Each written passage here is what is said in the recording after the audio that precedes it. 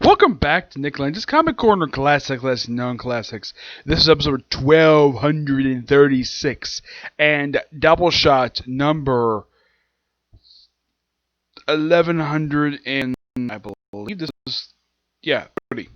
Now this one discussing two Flash trades, both of whom collect issues from 1990s. First up we have The Flash by Mark Waid, Book 1. Yes, for a lot of people, one of the best runs of The Flash. And it's a run that it's still beloved to this very day. Even the people who make the CW show take inspiration from this particular run. Name and point? Savitar. Yes. Though he's based upon a character from this era. Though he came in I think it was little past issue 100. Though that character was basically based upon a character from this run and a character from Robert Diddy's run. There was an amalgamation of both of them. Yep. Now, this is the start of Mark Waid's run. This book doesn't start with his first issue, which is issue 62, which went straight to issue 129, and then he left for a year, and he came back with issue 142, and then he left with 159, though he did do one last issue, 162, marking probably 100 issues since he originally started the run. Then he briefly came back to book in I think it was 2008, I think it was. He came back briefly for the Wilds West story. Yep, but this is the start of his era. Now, if this was published let's say, mid-2000s-ish, they probably wouldn't bother to collect everything from this particular stuff. Now, this book contains the Flash special, which Waid did write one of the stories of this book. He didn't write the whole thing. Yeah, it's a series of one-shot stories focused on various, 3 different Flashes. I looked at when this special came out. This came out in 1990. It's also have the Flash Annual 4 and 5, which 4 came out in 1991, which was a year prior to him starting his run, which was 1992. Though I think he ended around 1997. And the book also contains Flash issues 62 to 68, which is pretty much the first portion of his run for Flash. Yep. Now we have a great introduction to basically about how Mark Waid got the book. And I recommend just reading it because it's so interesting to read about this. He did this a few years ago. First up we have the Flash special, which, yes, as the title suggests, it's basically an 80-page frickin' giant. Focusing on the first three Flashes. There was a fourth Flash that was brought down. He was flashed back in 2008 during the period of time when the Flash comic book main book took basically ended and then was brought back after a year. The first story is simply put focused on the future. Yep, with the weirdest clothing, and it's mostly focused on Jay Garrick. Yep, he's the focus of this story. This one is not the Mark Waid. This is done by Lenz, who actually was writing the JSA comic book published back at this point in time. Actually came out just not long after this. He would write the brief Justice Society of America ongoing series. They got canceled 10 issues. Though the reason is because they got canceled because the higher ups didn't really give a damn about the book. They thought a book featuring what they're described as senior citizens would not be interesting. The Golden Age superheroes, and yet they work well in the All-Star Squadron series in the 80s, but yet nope, no one was interested in this. No one was interested in reading about Jay Garrick, who was a prominent supporting character in Wally West's Flash run. So screw the editors at that point. Though I've never met the editors who are people in charge of DC at that point, but yeah, they made a terrible decision basically to cancel the JSA comic because I read that book. It's actually pretty good, despite the fact that you don't have a lot of the JS members period all the issues, and also the book basically was noteworthy for the debut of Jessie Quick, who actually does not appear in these issues. She does appear in the next trade I'm going to discuss. Yeah, this first story takes place mostly in Lenz. He does the writing for the book. The artwork is done by Ira Narvik, who does this story. And Dick Giordano was the inker. Yep, Dick Giordano. I had to bring this guy up. He's an inker, but he's basically a very famous inker.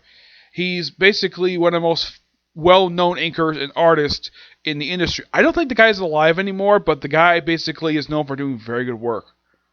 And here's a sample of how Ivan York draws Jay Garrick. It's really good. Basically, Jay Garrick is in this guy's office, and this guy is basically smoking a cigar, like smoking like crazy. He's looking for these particular names, and then it just basically just a good one-time story for him where it's in Keystone City, fights a villain. It's a good story. It's not a terrible story, and it's quite interesting because it seems as though that the writer Lenz, it seems like he had a lot of love for the character, and he basically wrote the character to be quite interesting. It's a good one-shot story, and it's basically when he was much younger. Next one is a story done by Gerald Jones. Yes, Gerald Jones. You might be thinking, who the heck is Gerald Jones? Some of you might be thinking, who the heck is this guy? This is the guy who did the Green Lantern series from the 90s. Who basically, he wrote the first 47 issues of the run that later was taken over by Kyle Rayner when Ron March took over the book with issue 48. And he also did Guy Gardner. He did the Guy Gardner series. He also did Green Lantern Mosaic, which is the John Stewart series. And yes, people know one of his most infamous series he did, Batman Jazz. I have never read Batman Jazz, but I've seen the artwork for it. It looks really weird. But people probably know about that series a lot more, and people probably know a little bit about his Green Lantern book because DC did finally start putting that run in trade, like in a more appropriate trade, because originally they just did the first 8 issues and that was it. They never did like an actual like series of trades. They released like one so far. I haven't basically got a chance to get my hands on it yet, but it's interesting though they did this for Gerald Jones. Yeah, and he's another writer in the 90s who actually put out good stories. Despite the fact a lot of people didn't really like a lot of the stories, and the book wasn't really a popular seller. But what I could tell from the book, the guy basically put out some good work when he wrote Green Lantern. Interesting though, he never wrote The Flash. Nope, at the time this special came out, Willie Messer-Loebs was the writer of the book. Yep, he was the writer. He actually left with issue 61. He was in the book for quite some time. He came up with issue 9, I think it was like issue 13, and he finally left with issue 50, I think it was 61. This one's called Captives of the Atom Master. It's a Barry Allen story. Yep, it's just basically a story from his time as the Flash, where it's very much sort of like Silver Age hijinks.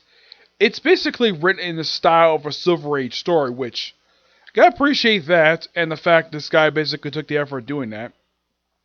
Now, I've read Silver Age Flash. It is basically, now, unlike some more goofy stuff, like let's say what Superman was doing, Flash had, probably in my opinion, when it comes to DC, that wasn't, let's say, like, Batman was very, very goofy for his Silver Age stuff. Flash was a mixture between seriousness and a bit of humor. And I really enjoyed that when it comes to basically reading Flash. I didn't read it when it came out because I wasn't born yet, but I did read it in trade paperbacks, reading online, individual issues. Well, not at that point anyways, but you get my point.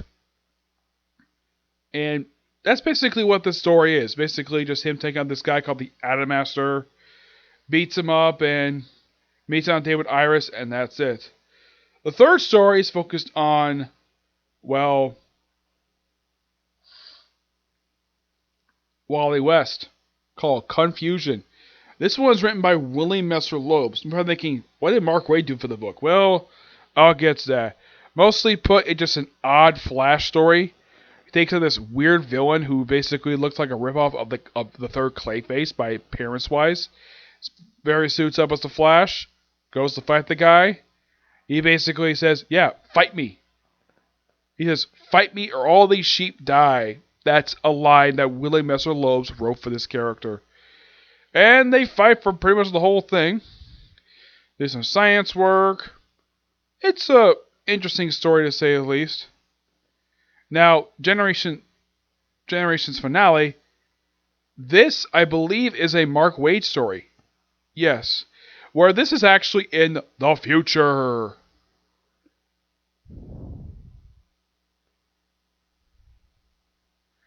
Yep.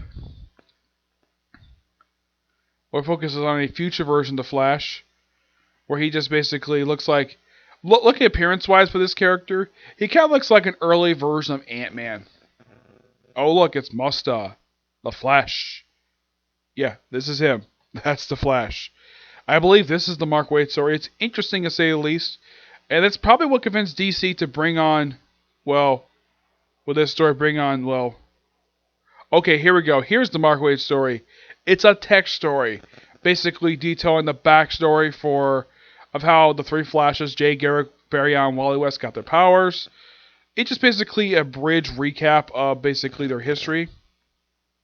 And then we cut straight to the fourth annual for the series. Yes, the fourth annual, which is a tie-in to Armageddon 2001. For those who don't know what the heck this crossover was, it was basically put there was a mysterious villain known as Monarch, and there was this character known as the Wave Rider. Dan Jurgens created this character, and Denny O'Neil wrote one of the issues. This is basically kind of like a Dan Jurgens type of thing, where he would go to these various annuals, look at these characters for their annuals, look at their backs, look in their minds, and see exactly who becomes this evil dictator known as Monarch. Who the actual Monarch was a complete disappointment. Heck, even I agree, basically, even though I did read later on. Man, such a letdown. Okay, who was Monarch? Now, the plan was that it was Captain Atom, that he was going to be Monarch. But somehow in 1991, it was leaked. Somehow it got leaked. So DC threw a panic attack and changed it to Hawk, of Hawk and Dove. This caused the end of the Hawk and Dove ongoing series. What's Waid Rider here doing? Just recapping what happened before with the crossover, and just him reading just a story featuring just a Flash story. Which it's almost like the Armageddon 2001 stuff is with this annual is just a side thing. It's not the main story here.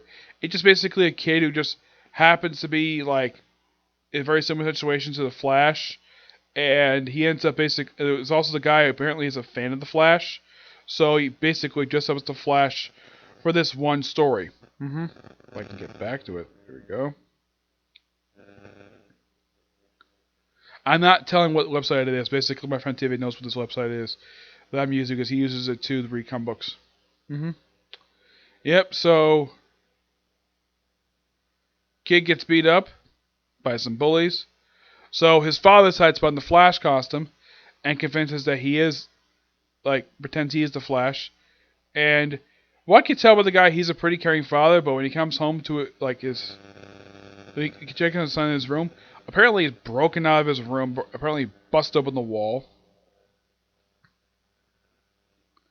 So somehow he gets his hands on a Flash ring. Somehow he got his hands on this damn thing. And then all of a sudden we see the Weather Wizard. Now look at this artwork. This is typical 90s. Yeah, the Weather Wizard's got gray in his hair. Yes, that was a thing for certain characters. He's not the only one who had this. Oh no, he's not the only character who apparently decided to develop gray in his hair for absolutely no reason. The only character who did this I could think of was Hal Jordan, which when he died and when he was resurrected, they got rid of the gray hair. Yep. Apparently, by the 90s, he apparently got aged up for some reason. The way the artwork thinks it. So, this Flash takes on Weather Wizard, and he gets beaten by him. It's a interesting story, to say the least. He also takes on the Rainbow Raider. You remember this guy from the Flash TV show? Very disappointing villain. Even in the comic books, the guy is very cheesy at best. And then we see, looks like Flash take on Cobalt Blue. He's a minor. I think it's not Cobalt Blue. It's Captain Cold, who wears a mask instead of his goggles. Yes. We also see what looks like some other villain. I don't know who this guy is. He basically beats the crap out of him. One guy gets in prison. The kid gets straightened out, and this kid basically later turns out to be Wally West. Yeah, it's almost like this story was set up for Flash Year 1. Now, Flash 62, this is the start officially for Mark Waid's run for the book. Flash Year 1 is simply put, Mark Waid's, even though it's his first story he did for Wally West, it's him telling a modern retelling of Wally West's first year as well, Kid Flash. Not as the Flash, but Kid Flash. Now, his artist was Greg LaRouche, who was the artist. Now, mostly put a lot of the flashbacks in, which I thought was really interesting that Waid did this. Excuse me. It's mostly told in present day. Or like Barry's remembering this early time. He talked to his grandfather, Ira West, who's still an absent professor. He's basically... No, he's not Joe West. Yeah, that character is different from the comic version of Iris' father, because Joe West is a police officer, while in the case of Ira West, he's a scientist. So he knows all about it. Then we flash back to when Wally West was a kid, where apparently he was bullied, though he was saved by the Flash. Though he saves the Flash from a couple goons. And then, of course, Barry, meets Barry. Now, if you ever see the recent review that Linkara did for Flash 135, which is the debut of Barry Allen, this is sort of it took that story and just modernizes, basically expands upon what exactly happened in that original story, which I appreciate Waid doing that. And show how basically him getting the powers, and eventually him, like, getting his own costume after doing some training with it. Yeah, they actually had some training because in the comic book, it just really quick, like, oh, we just put a costume, that's it. Here it's him actually training with the outfit for a bit. Excuse me. And just, well, he eventually gets the costume after completing his training. And, yeah, the comic, like, the way when Iris meets up with Wally, yeah, it's very similar to how she met up with him in the original story. Difference is, Iris looks different because here she's dressed in the style of clothing for businesswomen of the 1990s. Back then, it was the style of women. It was the clothing style of the 60s. How, as I know, is 90s? Well, like business suit coat, short hair. That's typical 90s, basically, aesthetic for women, how they dressed. I've seen some movies, so yeah. And then of course we also have, apparently, get this. Apparently Wally's first Flash show he fought was the Mirror Master. And you're probably thinking, wait, which one? The first or second one? The first one. The one who was killed in Crisis of Nerds by frickin' Shadow Demon. Who, by the way, still dead, by the way. Yeah, he's still dead. We see him go through more training. And, of course, meet up with Iris, who basically does appreciate his whole fandom. And over time, basically, after he defeats, Mirror Master, there was a brief point, his powers were actually slowing, killing him. But they eventually stopped. And that's been sort of a minor thing when it comes to Wally West over the years, where apparently his speed force powers have been accelerating his growth. This kind of happened, same thing with Bar Down as well, but it was more stabilized with him than it was with Wally. Yep. So yeah, he basically battles, and then of course you have Barry battling, Mirror Master with Kid Flash, who by the way basically was wearing a smaller version of the Kid Flash costume, of the Flash costume before he got his own individual costume where it was yellow. Not like Reverse Flash. Nope. In this storyline, there was like just 6 issues. Yeah, it was just 6 issues. If I can get past this stupid thing here. Yeah, it's a quick 6-parter, and eventually you get some confidence back, and 65 is the end of the story. It's a great story. Now, 66, which is the third and last issue of the thing, it's simply put a team-up issue of Flash and Aquaman. Yeah, Flash would do this on occasion, where he would team up with somebody he knows. Though Aquaman is simply put not in the Peter David inspired look. Nope, this is the look he had back in the 90s, which was also the same look he had from the Superman animated series, where they team up first story with basically, Barry. They take on some Aquaman, they think it's this woman with this fan in her hair. It's an interesting story to say the least. I love the fact that when the artist draws basically Aquaman, when he looks scary, he puts on this helmet that's similar to the Super Crown of Marvel Comics. Yeah, it basically makes his outfit a little bit darker orange. So, yeah. It's just a one and done issue. And then, of course, 67 is Return of Abracadabra. Yep, Abracadabra's back. Also in this issue, we have Flash team up with this woman who he does briefly carry around. Yep. And it's great to see Wally take on Abracadabra for this one issue. Yep. Great villain, Abracadabra, though he looks completely different. Like, apparently his clothes have been shredded, he's been beaten up. Probably because he escaped from whatever he was in. He looked like he was also burned, too. Don't worry, he's perfectly fine later.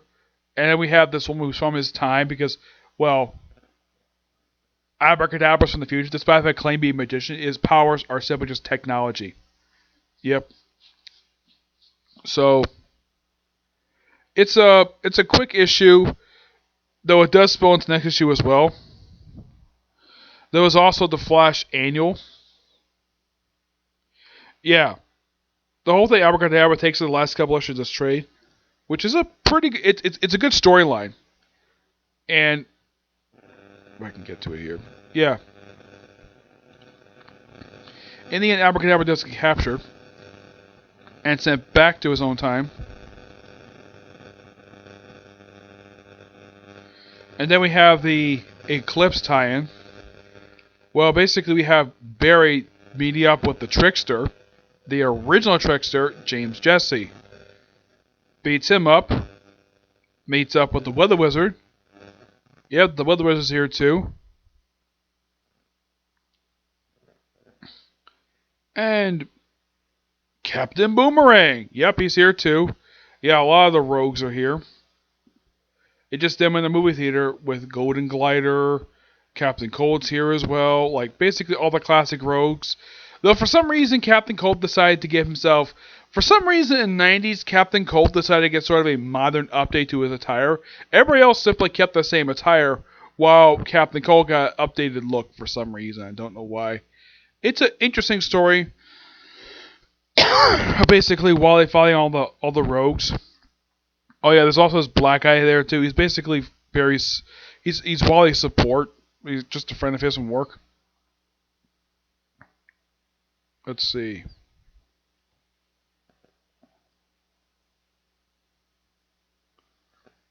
Yeah, and that's simply it when it comes to The Flash by Mark Waid. Yeah, the Eclipse up basically was just Flash taking on the Rogues, which is always awesome when he takes on the Rogues. But this trade overall, I'm going to give this book roughly a 9 out of 10. It's a good start, basically, for Mark Waid's run. His run will get a little bit better after this, but it's I would say the best story of this thing is Year 1, which was really good. Thoroughly enjoyed it. Now we're jumping ahead from 1982 to 1997 with the issues that were done by Grant Morrison and Mark Millar. Yep, Grant Morrison, Mark Millar. Which we see the cover like, yeah, this character's first appearance in these issues. Yep, the Black Flash, who's actually made his debut in the last 3 issues of this run. Yes, believe it or not, Grant Morrison wrote Flash, which makes this the second non-Batman book I've reviewed by Grant Morrison. Mark Millar simply dragged along for the ride. Now, of course, you also had Ron Martz basically writing the issue in here, though he writes the issue for Green Lantern because they throw in an issue for Green Lantern, Green Arrow, as part of a 3-part crossover dealing with Dr. Polaris and Heatwave. It's an interesting one, to say the least, and interesting thing comes to the Green Arrow issue. Like, they have in here, basically, they have Flash 130 through 141, along with Green Lantern 96, which is actually Green Lantern Volume 396, and Green Arrow Volume 2, Issue 130. And, of course, basically a story from JLA Secret Files, and Your Life of My Business from a story from Flash 80-Page Giant. Now, the thing with... Now, it's basically Death at Top of the World. It's simply Wally West, Connor Hawke, and Kyle Rayner team up for a quick 3-parter. My guess is the reason why DC did this, because, well, Green Arrow and Green Lantern over team up with each other back in the 60s and 70s. Barry would occasionally team up with Green Lantern a lot of the time. Not much of Green Arrow. It's probably what's inspired the CW. They frequently have Barry team up with well, Oliver Queen. Yep. And here's the strange thing that comes to these 3 books. Flash would continue on for several more years after this, along with Green Lantern. Not the case of Green Arrow, because right after this 3-parter wrapped up, the book got canceled 7 issues later due to low sales. No, I'm not kidding about that. Yeah. Okay, first up is Emergency Stop. Yeah. It's actually a few 3-parters. It's actually one... There's actually 3 3-parters in this book. Yeah, 3 of them. Plus 2 standalone issues, and, well, now Emergency Stop is simply a running race. Yep, it's a race. With having this new guy, I don't know who this looks like. Look at his costume. He looks like a ripoff of Captain Universe from Marvel Comics. Yeah, he's just some serial killer, just kills like criminals. Yeah, he goes around killing criminals in prison. Wally takes Linda to, well, almost forgot to mention 62. Like, they had this really interesting opening where, get this. This I thought was so, okay, it's actually in this issue right here, where it looks like, though, that Barry basically might be unconscious. So, Max Mercury, they think it's Barry, they think it's Wally, but no, it's not him. So, they go check on him, they're like, there's a mysterious body in Paris. That's basic comparison. They go home. Then we have Jay Garrick and Max Mercury find a body while he was dead, but it's not really him. And then they go to the home of the West, though the thing is, at this point, Wally and Linda are not married yet, so they're basically in bed. My guess is from look of Linda, she probably sleeps, but from look of it looks like she must sleep. They must have had sex the night prior. So, it's like, Barry's like, what? No, Barry, well, I don't think Barry. Wally's like, what? And then it's Max Mercury and Jay Garrick in his bedroom. And Wally's like, Max? Jay? What? And then Jay's like, good morning, Linda. Joan says happy birthday. Okay. Wally says, oh. A little kiss on the cheek. It's okay, Linda. Go back to sleep. Boring hero stuff. I thought that was so funny. The fact that, well, Jay Garrick would tell Linda happy birthday. That was just so hilarious. Like, okay. Like, Linda, from Linda's perspective, like, okay, she's in bed with her boyfriend, and then 2 old men just pop up and stand at the foot of her bed. What appears to be, like, no reason, and she has barely a reaction to, which I found to be kind of hilarious. But apparently she's knocked out by a kiss from Wally. Well, she's knocked down. Oh, yeah, and the story of this one is that, we have this Emergency Stop is that apparently a version of Wally from the future shows up where he's dead, so they have to go try to prevent his death. And it's a great 3-parter, basically. Team up with 2 Flashes and Max Mercury. Yeah, the original Flash, the current Flash, who's the 3rd one at this point. Barry's still dead. And, of course, Max Mercury. That Mark Waid basically had frequently had him as a recurring character in the book before he got moved over to the Impulse book, which, from what I can tell, was probably still being published at this point. The book got canceled at 89 issues in the early 2000s. So here for this quick 3-parter. And it was also, with this 3-parter, we also have it's where Barry breaks his legs. Yep. He gets his legs broke in this 3-parter. Though he basically is back now. He gets team up with he gets help from also a guest appearance by Bart Allen, aka Impulse. Yeah, he's still Impulse at this point. And yes, I do know that he's basically Impulse currently when he came back recently. So the team up taking this villain, taking out these other criminals in this superpower prison. And then we have looks like Impulse putting on this where he gets supercharged. And then we have this. Now, this was something I did notice, though. Like, if anybody was reading comics at the time, basically in December, I think this came out in December 1997, a lot of the covers are simply the characters with a close-up of their face. Yes, I thought that was kind of weird for 1 month where have any character had a close-up of their face on the cover. And this was basically something that DC decided to do in 1997 for some strange reason. I don't know why, but they did. It's quite weird. If I can get the thing back where I wanted it. Here we go. And, well, they beat up the villains. They stop the guy who apparently is planting seeds for a storyline that happens later. Oh yeah, and Wally sets up most of the storyline.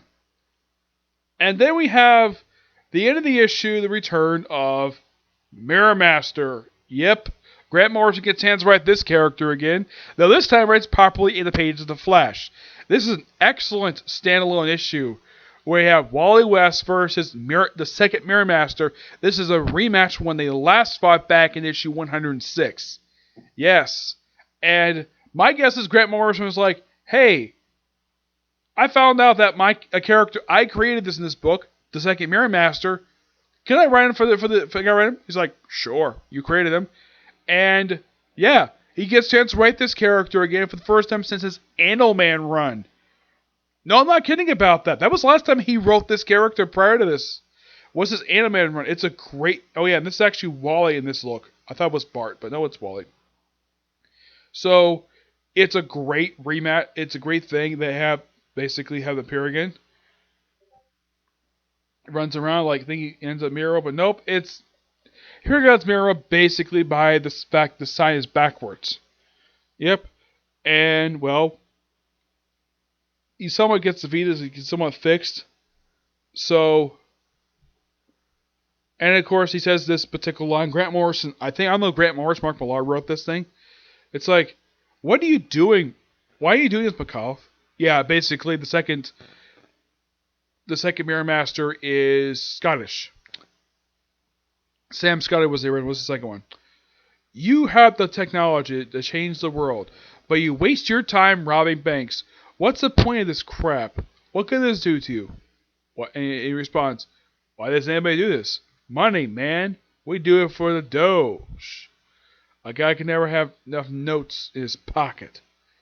Yep. So, then of course he runs on, like, fixes power, and he sees Linda one more time, and he transports Mirror Master himself, turns his lights off. Apparently he's afraid of the dark. And he confesses to everything. It's a great standalone issue.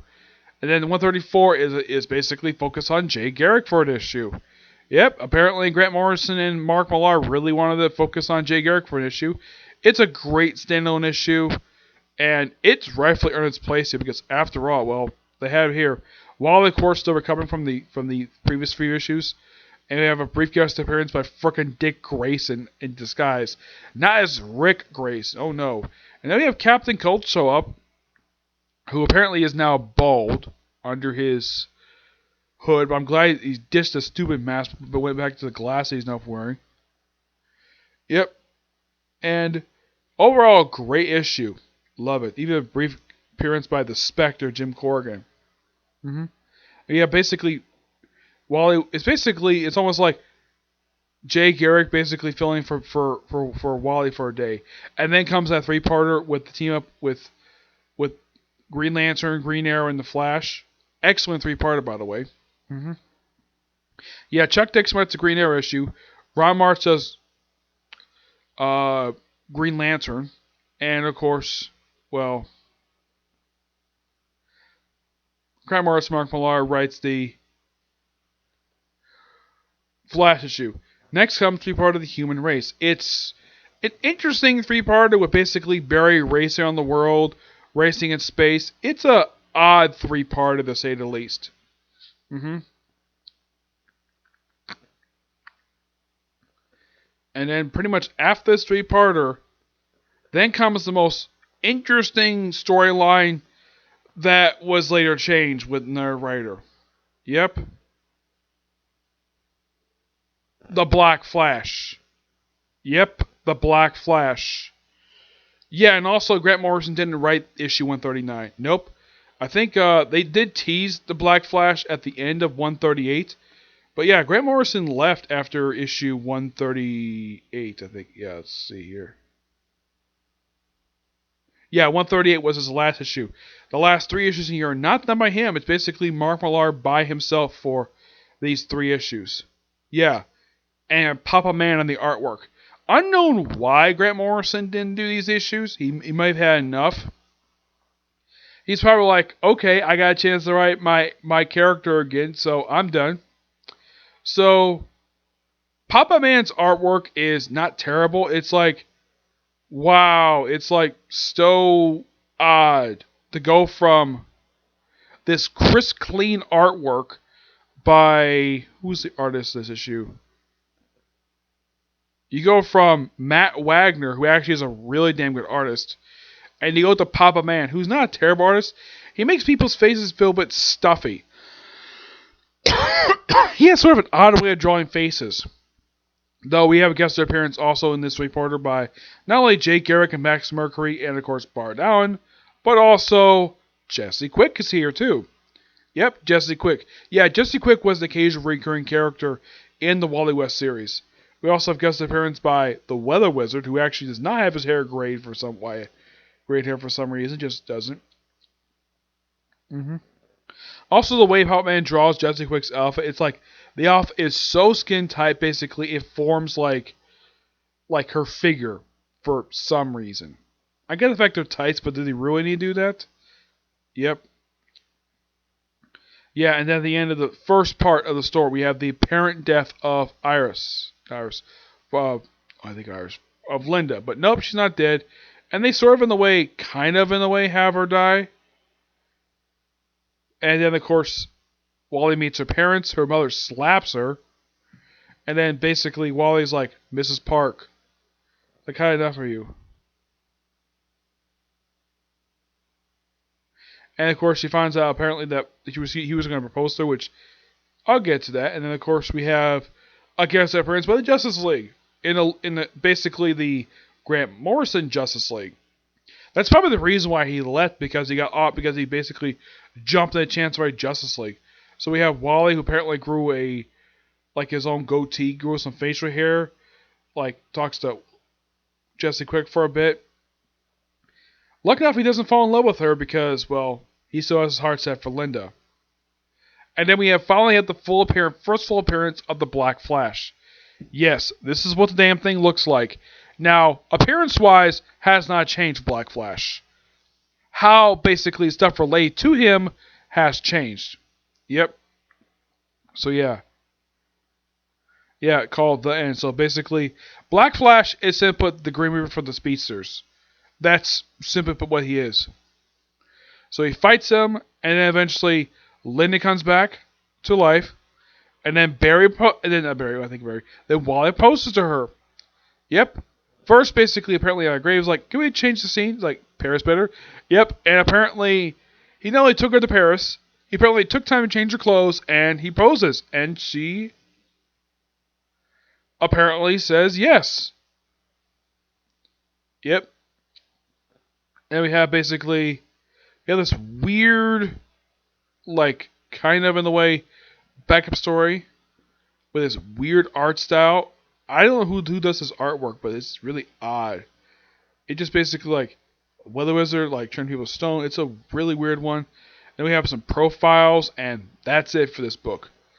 All in all, this book is not terrible per se. Nope, it's not terrible. Interesting start with Emergency Stop, and it's almost like Grant Morrison was basically here just to have a little bit of fun while planting some seeds for Mark Waid to come back, because I'm sure he was going to come back anyways. Because, well, that's basically what he wanted to do. And he probably figured, though, hey, my character's in this series, so my character previously appeared in the series, so I get a chance to write him again. Kudos.